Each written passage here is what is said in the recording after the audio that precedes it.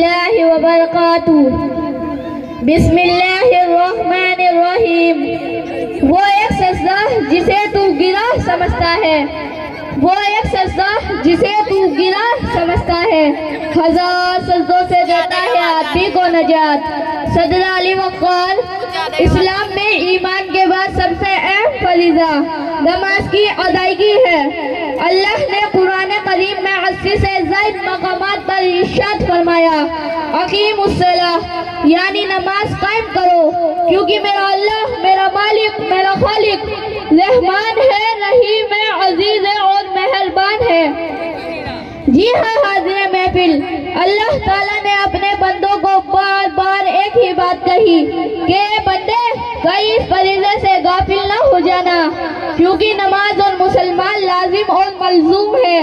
نماز کے بغیر نہ ہی تو ایمان درست اور نہ ہی ایمان کامل۔ صدر علی وقار، اللہ کی رضا کا سبب ہے نماز، ایمان کا جز ہے نماز، بدت کی راحت ہے نماز، انبیاء علیہ السلام کی سنت ہے نماز۔ غرض یہ کہ نماز ہی مومن کی معراج ہے، دین کا ستون ہے اور چہرے کا نور ہے۔ بے شک نماز ہی منکر نکیر کے سوالات کا جواب ہے۔ سجدہ عشق ہو تو عبادت کا مزہ آتا ہے، سجدہ عشق ہو تو عبادت کا مزہ آتا ہے، خالی سجدوں میں تو دنیا ہی بسا کرتی ہے۔ اے میرے رب، میری دعا ہے کہ ہم سب کو نمازوں اور سجدوں کے سجدے رجوع کرنے والوں میں شامل فرما دے، آمین۔ تو پھر تم نماز قائم کرو، کہیں تمہارا بھی حشر نمرود، فرعون، قارون، حمان جیسے بکبکتوں کے ساتھ نہ ہو۔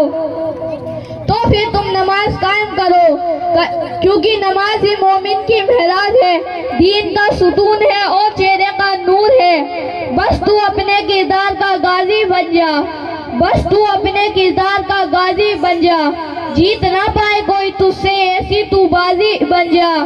توڑنے والے خود بنائیں گے مسجد اپنی، توڑنے والے خود بنائیں گے مسجد اپنی، شرط یہ ہے کہ پہلے تو نمازی بن جا، شرط یہ ہے کہ پہلے تو نمازی بن جا۔